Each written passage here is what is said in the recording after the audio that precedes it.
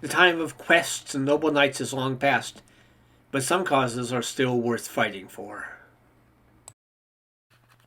The Last Defender of Camelot by Roger Zelazny. Read by Karl.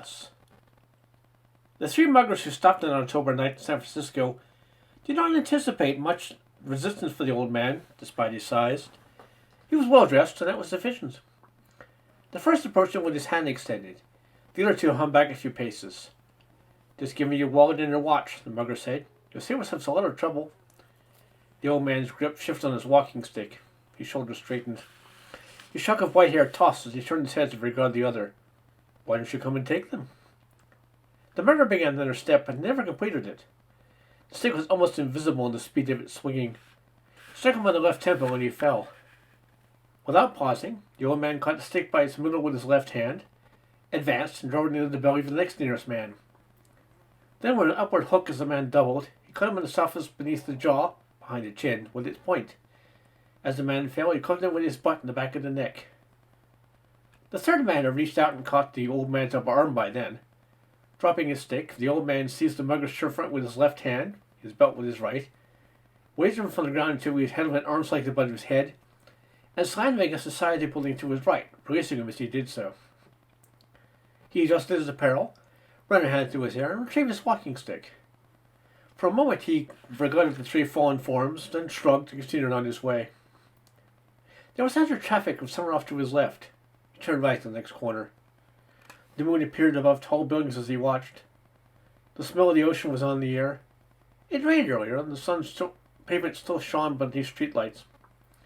He moved slowly, pausing occasionally to examine the contents of darkened shop windows.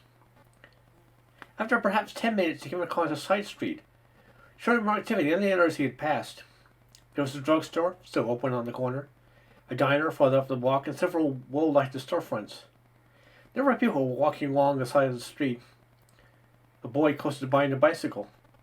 He turned there, his pale eyes regarding everything he passed. Halfway up the walk, he came to a dirty window on which was painted the word "Readings." Beneath it would display the outline of a hand and a smattering of playing cards.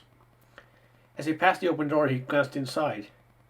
A brightly garbed woman, her hair bound in a green kerchief, sat smoking in the rear of the room. She smiled as her eyes met and crooked an index finger toward herself.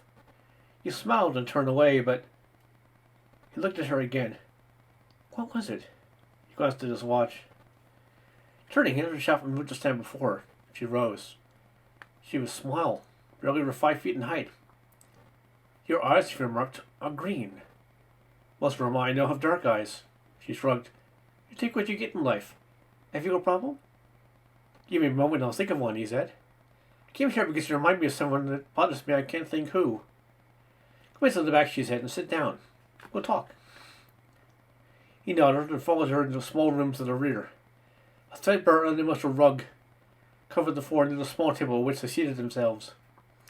Zodiacal prints and faded psychedelic posters of a semi-religious nature covered the walls. A crystal ball stood on a small stand in the far corner beside a vase of cut flowers. A long, dark-haired cat slept on the sofa to the right of it. The door to another room stood slightly ajar behind the sofa.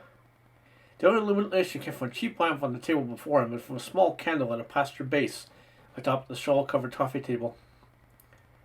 He leaned forward and studied her face, then shook his head and leaned back. She flicked an ash onto the floor. "Your problem?" she suggested. He sighed. "I don't really have a problem you can help me with. I think I made a mistake coming in here. I'll pay you for your trouble, though, just as if you'd given me a reading. How much is it?" He began to reach for his wallet, but she raised her hand. "Is it that you do not believe in such things?" she asked, her eyes scrutinizing his face. "No, quite the contrary," he replied. "I'm willing to believe in magic, divination, and all manners of spells and sendings, angelic and demonic, but not for someone in a dump like this?" He smiled. "No offense," he said. Whistling sound filled the air. It seemed to come from the next room back. "That's right," she said, "but my water is boiling. Frankly, it was on. Have some tea with me?" "I do wash the cups." "No charge." "All right." She rose and departed. He glanced at the door to the front, but eased himself back into his chair, resting his large blue-veined hands on his padded arms. He sniffed then, nostrils flaring, and cricked his head as if some half familiar aroma. After a time she returned with a tray centered on the coffee table. The cat stirred, raised her head, blinked at him, stretched, closed her eyes again. Cream and sugar? Please, 1 lump. She placed 2 cups on the table before him. Take either one, she said. He smiled, doing one his left towards him. She placed an ashtray in the middle of the table and returned to her own seat, moving the other cup to her place. That wasn't necessary, he said, placing his hands on the table. She shrugged. You don't know me. Why should you trust me? Probably got a lot of money on you. He looked at her face again. She had apparently removed some of the heavier makeup while in the back room. The jawline, the brow. He looked away, took a sip of tea. Good tea. Not instant, he said. Thanks. Do you believe in all sorts of magic, she asked, sipping her own. Some, he said. Any special reason why? So if it works. For example? He gestured aimlessly with his left hand. I've traveled a lot, seen some strange things. And you have no problems? He chuckled. Still determined to give me a reading? All right. Tell you a little about myself and what I want right now, and you can tell me whether I'll get it. Okay? I'm listening. I'm a buyer for a large gallery in the East. I'm something of an authority on ancient work in precious metals. I'm in town to attend an auction of such items before the estate of a private collector. I'm going to inspect the pieces tomorrow. Naturally, I hope to find something good. What do you think my chances are? Give me your hands. He extended them, palms upward. She leaned forward and regarded them. She looked back at him immediately. Your wrists have more resets than I can count. Yours seem to have quite a few also. She met his eyes only for a moment and returned attention to his hands. He noticed she had paled beneath what made her makeup, and her breathing was now irregular. No, she finally said, drawing back. You're not going to find here what you were looking for. Her hand trembled slightly. She raised her teacup. He frowned. I asked only in jest, he said. Nothing to get upset about. I doubt if I find what I'm really looking for anyway. She shook her head. Tell me your name. I've lost my accent, he said, but I'm French. The name is Dulac. She stared in his eyes and began to blink rapidly. No, she said. No. Afraid so. What's yours? Madame Lefay, she said. I just repeated that sign. It's still drying. He began to laugh, but it froze in his throat. Now I know who you remind me of.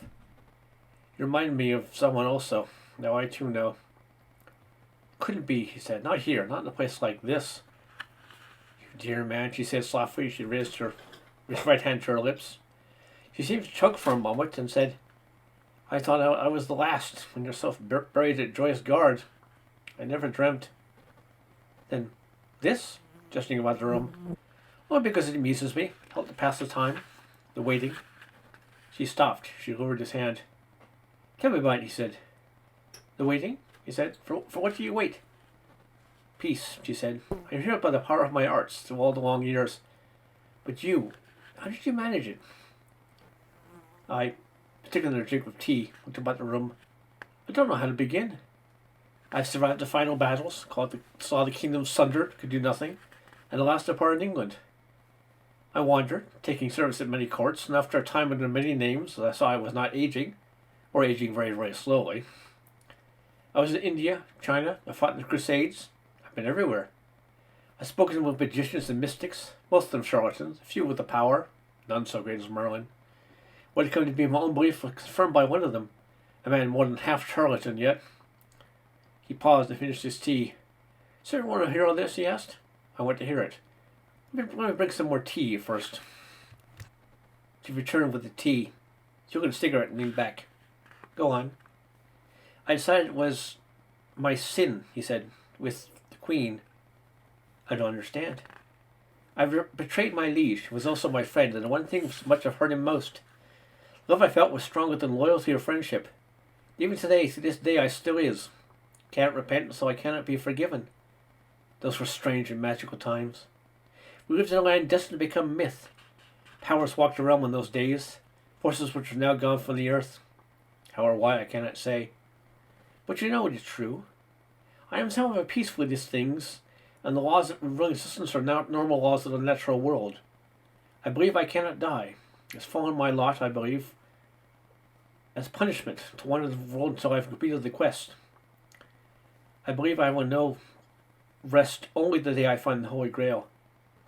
Giuseppe Balsamo, before he became known as Cagliostro, somehow saw this and sent it to me just as I thought it, though I never said a word of it to him. So I have traveled the world searching. I go no more as knight or soldier, but as an appraiser. I have been in nearly every museum on earth, viewing all the great private collections. So far it has eluded me. You are getting a little old for battle, he snorted. I've never lost, he said flatly. Down 10 centuries I have never lost a personal contest. It's true I've aged, yet whenever I'm threatened all my former strength returns to me. But look where I may, fight where I may, it has never served me to discover that which I must find. I feel I am unforgiven and must wander like the eternal Jew to the end of the world. She lowered her head. You say I will not find it tomorrow? You will never find it, she said softly. You saw it in my hand? She shook her head. Your story is fascinating and your theory novel, she began. But Cagliostro was a total charlatan. Something must have betrayed your thoughts and he made a shrewd guess. But he was wrong. I say you will never find it. Not because you are unworthy or unforgiven. No, never that. A more loyal suspect than you than yourself never drew breath. Don't you know that Arthur forgave you? It was an arranged marriage. The same thing happened constantly elsewhere, as you must know. You gave her something he could not. There was only tenderness there. He understood. The only forgiveness you require is that which has been withheld all these long years. Your own. No, it is not a doom that has been laid upon you. It's your own feelings which lead you to assume an impossible quest. Something tantamount to total unforgiveness. But you've suffered all these centuries upon the wrong trail. When she raised her eyes and saw the hills were hard, like ice or gemstones. But you made us gaze and continued. It's not now, was not then, probably never was, the Holy Grail. I saw it, he said. That day it passed through the hole of the table. We all saw it. You thought she saw it, she corrected him. I hate to share losing as withstand all the other tests of time, but I fear I must. The kingdom, as you recall, was at that time in turmoil. The knights were growing restless and falling away from the fellowship. A year, 6 months even, all would have collapsed. All also was stiff and so hard to put together. He knew the longer Camelot stood, the longer its name would endure, the stronger its ideals would become. So he made a decision, a purely political one. Something was needed to hold all things together. He called upon Merlin, already half mad, yet still sure enough to see what was needed and be able to provide it. The quest was born. Merlin's powers created the illusion you saw that day. It was a lie, yes, a glorious lie, though. And it served for years afterwards to bind you all in brotherhood in the name of justice and love. It entered literature, it promoted nobility in the higher ends of culture. It served its purpose. But it was never really there. You've been chasing a ghost.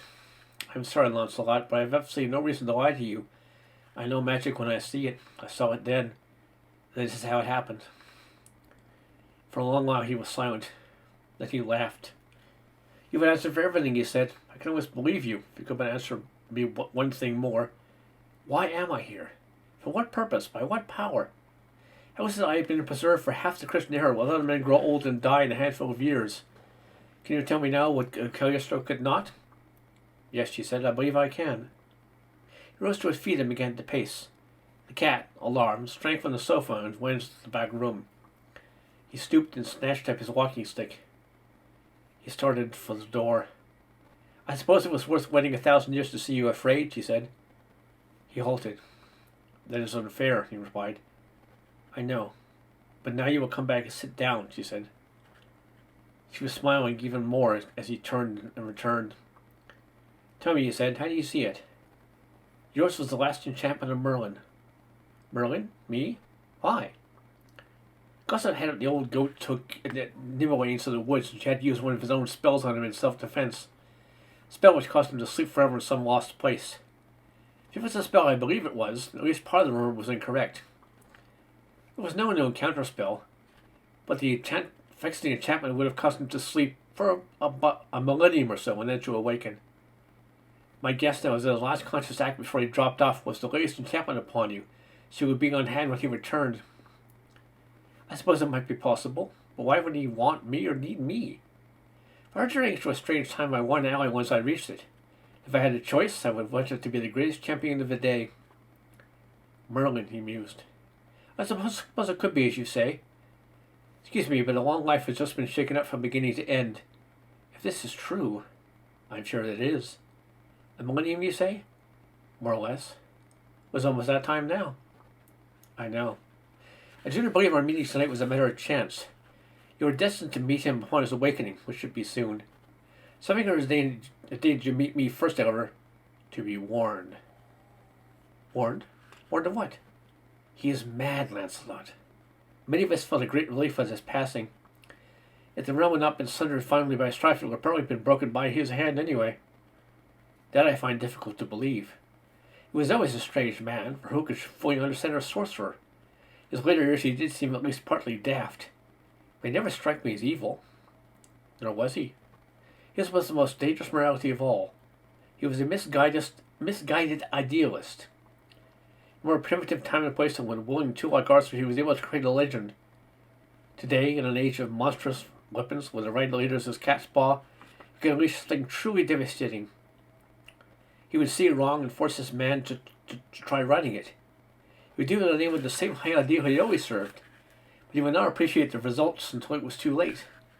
How could he, even if he were sane? He has no concept of modern international relations. What is to be done? What is on my part in all of this? I should believe he should go back to England, to be present to his awakening, to find out exactly what he wants, try and reason with him. How would I find him? You found me.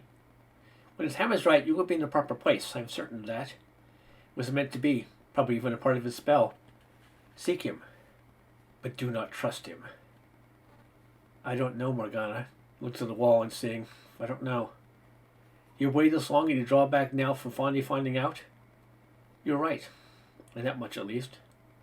Fold his hands, raise them, and rest his chin upon them. What I would do if he drove returned, I do not know. Try to reason with him, yes. Have you any other advice? Just that you be there. You've looked at my hand. You have the power. What do you see? She turned away. It is uncertain, she said. That night he dreamed, as he sometimes did, of times long gone. They said about the great tables they had on that day. Gawain was there, and Percival, Galahad. He winced. This day was different from other days. There was a certain tension in the air before the storm feeling, an electrical thing. Merlin stood at the far end of the room, hands in the sleeves of his long robe, hair and beard snowing and unkempt, pale eyes staring at what none could be certain. After some timeless time, a reddish glow appeared near the door. All eyes moved toward it. It grew brighter and advanced slowly into the room, a formless apparition of light. There were sweet odors and some few soft strains of music. Gradually a form began to take shape at its center, resolving itself into the likeness of a chalice. He felt himself rising, moving slowly, following in its course to the great chamber, advancing upon it, soundlessly and deliberately as if moving under water, reaching for it. His hand entered the circle of light, moved toward its center, neared the now blazing cup and passed through. Immediately the light faded. The outline of the chalice wavered and collapsed on itself, fading, gone. Then came a sound, rolling, echoing about the hall. Laughter. He turned to regard the others. They sat about the table, watching him, laughing. Even Merlin managed a dry chuckle. Suddenly his great blade was in his hand, and he raised it. He strode towards the table. The knights near him drew back as he brought the weapon crashing down. The table split in half and fell. The room shook. The quaking continued. Stove was dislodged from the walls. A roof beam fell. He raised his arm. The entire castle began to come apart, falling about him, and still the laughter continued. He woke with damp with perspiration and lay still for a long while. In the morning, he bought a ticket for London. Two of the three elemental sounds of the werewolf suddenly with him as he walked that evening, stick in hand. For a dozen days he had hucked about Cornwall, finding no clue as to what he'd sought. Let himself 2 more before giving up and departing. Now the wind and the rain were upon him, and he increased his pace. The fresh-lit stars were smothered by a mass of cloud, and wisps of fog grew like ghostly fungi on either hand. He moved among trees, paused, continued on. The rain was not heavy. It was more of a fine mist now. Bright patches in the lower heavens showed where the moon hung veiled. He wiped his face, turned up his collar. He studied the position of the moon. After a time he struck off to his right. was a faint rumble of thunder in the distance. The fog continued to grow upon him as he went. Soggy leaves made squishy noise beneath his boots. An animal of indeterminate size bolted from a clump of shrubbery beside a cluster of rocks and tore off through the darkness. 5 minutes, 10, he cursed softly. The rainfall had increased in intensity. Was that the same rock? He turned in a complete circle. All directions were equally uninviting. Selecting one at random, he commenced walking once again. Then in the darkness he discerned a spark, a glow, a wavering light. It vanished and reappeared periodically, as though partly blocked. The line of sight, a function of his movements. He headed toward it. After perhaps half a minute, it was gone again from sight, but continued on in what he thought to be its direction. There came another roll of thunder, louder this time. When it seemed it might have been illusion or some short-lived natural phenomenon, something else occurred in the same direction. There was a movement, a shadow within shadow shuffling at the foot of a great tree. There. A figure detached itself from a pool of darkness ahead and to the left. Manlike, it moved with a slow and heavy tread, creaking sounds emerging from the forest floor beneath it. A vagrant moonbeam touched it for a moment and it appeared yellow and metallically slick beneath moisture. He halted. It seemed he had just regarded the knight in full armor in his path. How long since he had beheld such a sight? He shook his head and stared. The figure had also halted, raised his right arm in a beckoning gesture, and turned and began to walk away. Turned off to the left to pursue the treacherous path, rocky, slippery, heading slightly downward. He actually used his stick now to assure his footing as he tracked his deliberate progress. He gained on it to the point where he could clearly hear the metallic scraping sounds of his passage. Then it was gone, surrounded by a greater darkness. He advanced to the place where he had last beheld it, stood in the lee of a great mass of stone, reached out and probed it with his stick. There was an opening, a crevice. Head turned sideways to pass within it, but as he did, the fluid glow of the light he had seen came into sight for several seconds. He withdrew his handkerchief and dried his face and hands carefully. He brushed moisture from his coat, turned down his collar. Then he strode forward, rounding a final corner toward timber lit by a small oil lamp, suspended by 3 delicate chains for some point in the darkness overhead. The yellow knight stood unmoving beside the far wall. On a fiber mat atop a stony pedestal, directly beneath the lamp, lay an old man in tattered garments. His bearded face was half masked by shadows. He moved to the old man's side. He saw that these ancient dark eyes were open. "Merlin," he whispered. There was a faint hissing sound, a soft croak. He leaned nearer. "Elixir, in earth and rock, on ledge, in back," came the graphically whisper. After a time, he located it. It was more of a niche than a ledge, blending in with the wall, cloaked with shadow. Ran his fingers over the continuous contours, raised it gently. Something liquid stirred within. Wiped his lip on his sleeve as he returned to the lighted area. The wind passed by penetrating his thought. He felt the faint vibration of thunder. Sliding one hand beneath his shoulders, he raised the ancient form. Merlin's hand still seemed unfocused. He moistened his lips with the liquid. The old man licked them and several moved up in his mouth. Missed a sip, then another, then another. Merlin signaled for him to lower it, and he did. He glanced again at the yellow armor, but it remained motionless the entire while. He looked back at the sorcerer, saw a new light come into his eyes, and he was studying him, smiling faintly. "Feeling better?" Merlin nodded. A minute passed, and a touch of color appeared upon his cheeks. He elbowed himself into a sitting position and took the tinder in his hands. He raised it and drank deeply. He sat still for several minutes after that. His thin hands, which appeared waxing in the flame light, grew darker, fuller. His shoulders straightened. He faced the crock on the bed beside him and stretched his arms. His knees creaked the first time he did it, but not the second. He swung his legs over the edge of the bed and rose slowly to his feet. He was a full head shorter than Lancelot. "It is done," he said, staring back into the shadows. "Much has happened, of course." "Much has happened," Lancelot replied. "You lived through it all. Tell me, is the world a better place or worse than it was in those days?" "Better in some ways, worse in others. Which is different." "How is it better?" "There are many ways of making life easier, and the sum total of human knowledge has increased vastly." "How has it worsened?" "There are many more people in the world. Many more people suffering from poverty, ignorance, disease. The world itself has suffered great depredation. in the way of pollution and other assaults on the integrity of nature. Wars? There was always someone fighting somewhere. They need help. Maybe.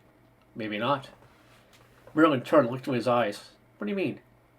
People haven't changed. They are as rational, or irrational, as they were in the old days. They are as moral and law-abiding, and not, as ever. Many new things have been learned. Many new situations evolved. You didn't believe the motivation of man is ultra-significant in the time you slept. Nothing you do is going to change that. Maybe it would alter a few features at the times, but would it really be proper to meddle? Everything is so interdependent today that even you will not be able to predict all the consequences of any action you take. You might do more harm than good. Whatever you do, man's nature will remain the same. This isn't like you, Lance. You were never much given to philosophizing in the old days. I've had a long time to think about it. I've had a long time to dream about it. War is your craft, Lance. Stay with that. I gave it up a long time ago. And what are you now? An appraiser. Merlin turned away, took another drink. He seemed to radiate a fierce energy when he turned again. And your oath? To right wrongs? To punish the wicked? The longer I lived, the more difficult it became to determine what was a wrong and who was wicked. Make it clear to me again, and I may go back into business. Galahad would never address me so. Galahad was young, naive, trusting. Speak not to me, my son.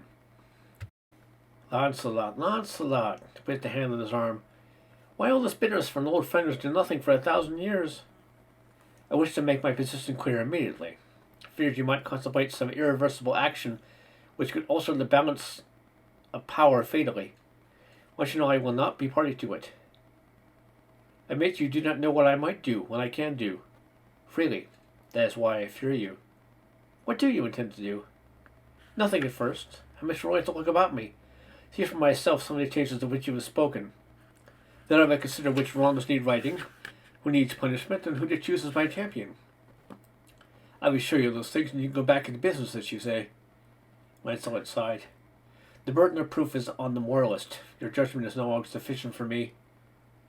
Dear me, the other replied. It's sad to have waited so long for an encounter of this sort to find you have lost your faith in me. My powers are beginning to return already, Lance. Do you not feel magic in the air? I feel something I have not felt in a long while. Sleep of ages was restorative. An aid, actually. In a while, Lance, I'm going to be stronger than I ever was before. And you doubt I will be able to turn back the clock? I doubt you could do it in a fashion to benefit anybody. Look, Merlin, I'm sorry. I do not like it to think it comes to this either. But I have lived too long, seen too much. Know too much of how the world works now to trust any man's opinion concerning its salvation. Let it go. You're a mysterious, revered legend. Don't know what you really are.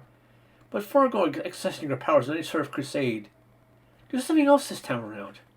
Become a physician and fight pain. Take up painting. Be a professor of history.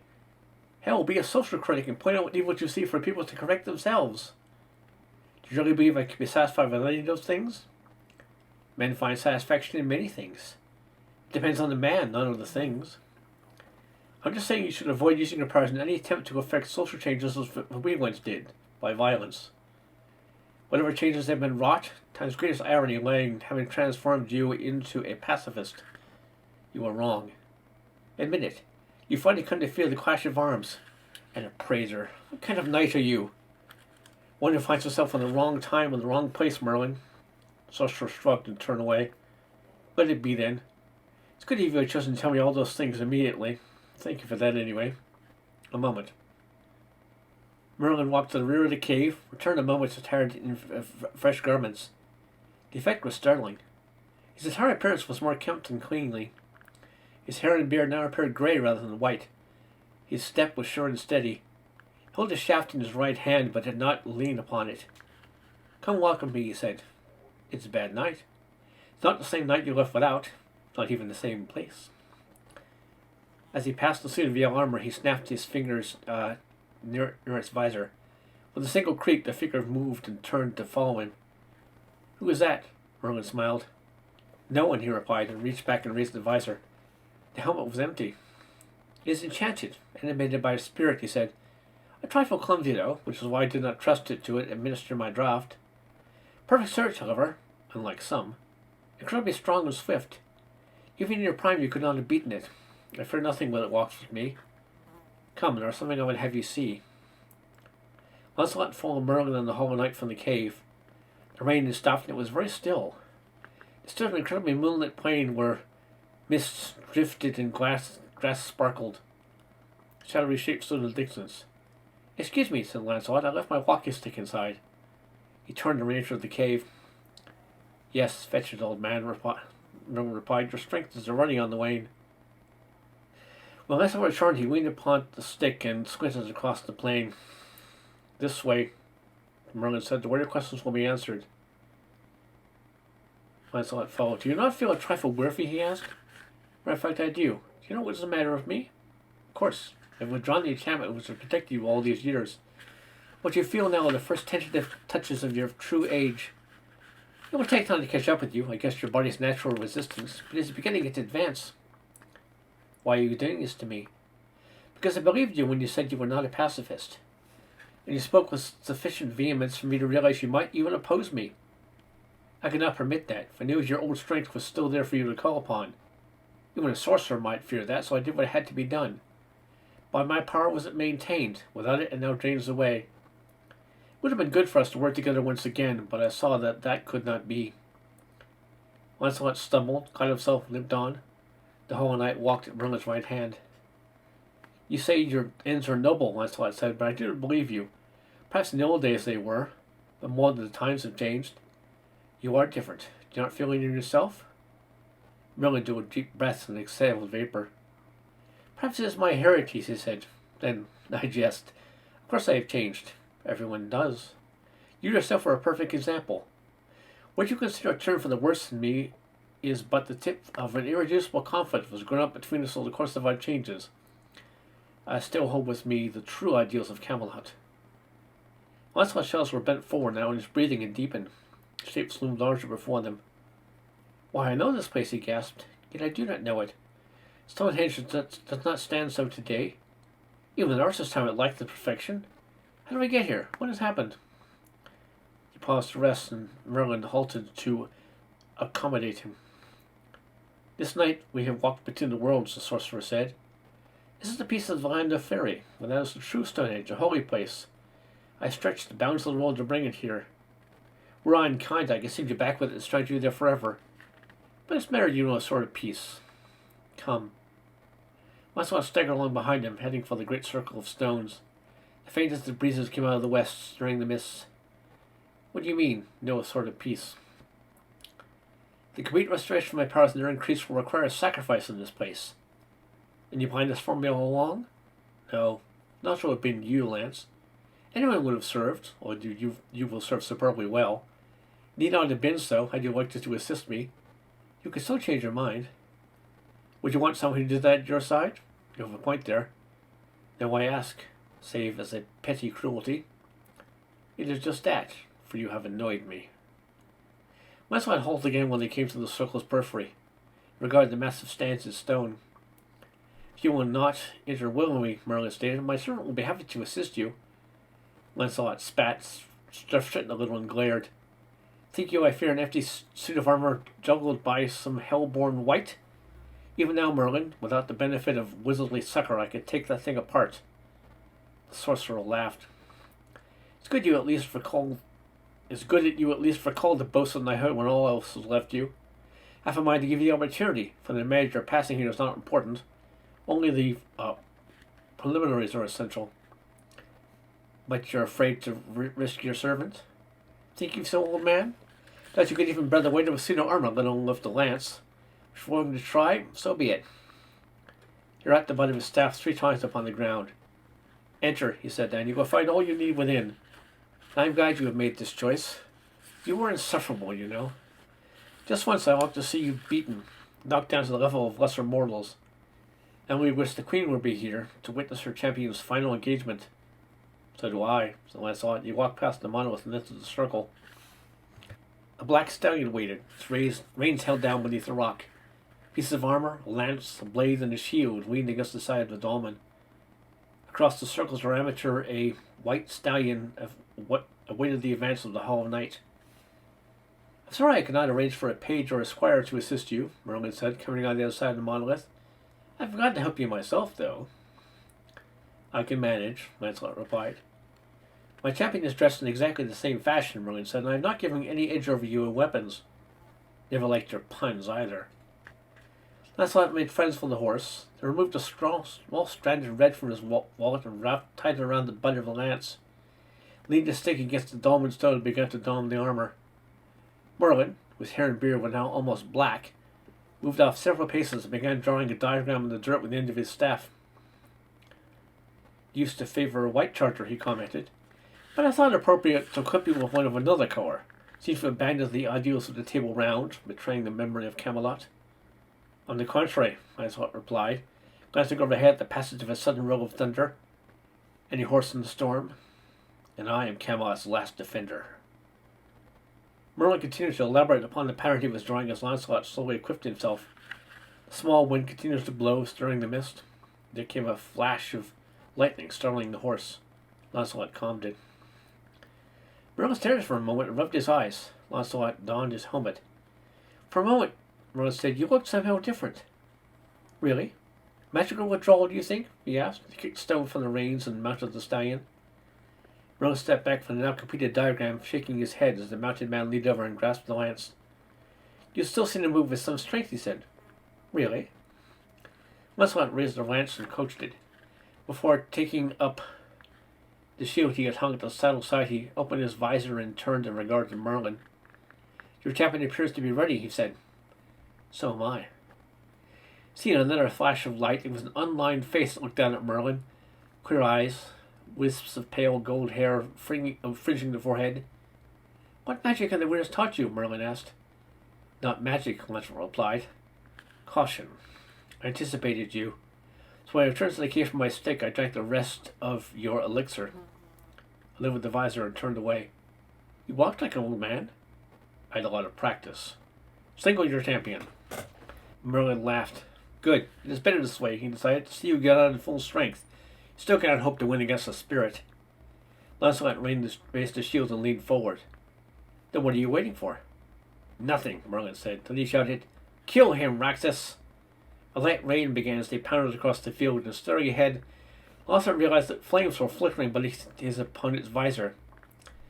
At the last possible moment, he shifted the weight of his lance into line with the Hollow Knight's blazing helm. Then came more lightning and thunder. His shield deflected the other's lance, while his went on to strike the approaching head. It flew from the Hollow Knight's shoulders and bounced, smoldering on the ground. He continued on to the other end of the field and turned. When he saw the Hollow Knight, now headless, was doing the same. And beyond him he saw two standing figures from moments before there had been but one. Morgan Le Fay, clad in a white robe, red hair unbound and blowing in the wind, faced Merlin from across his pattern. Saying they were speaking, but he could not hear the words. Then she began to raise her hands, and they glowed like cold fire. Merlin's staff was also gleaming, and he shifted it before him. Then he saw no more, for the Hollow Knight was ready for the second charge. He couched his lance, raised his shield, leaned forward, and gave his mount the signal. His arm felt like a bar of iron, his strength like an endless current of electricity as he reached down the field.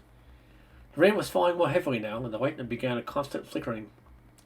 Steady rolling of thunder smothered at the sound of the hoof beats. The wind whistled past his helm as he approached the other warrior, his lance centered on his shield. They came together with an enormous crash. Both knights reeled, and the hollow one fell, his shield and breastplate pierced by a broken lance.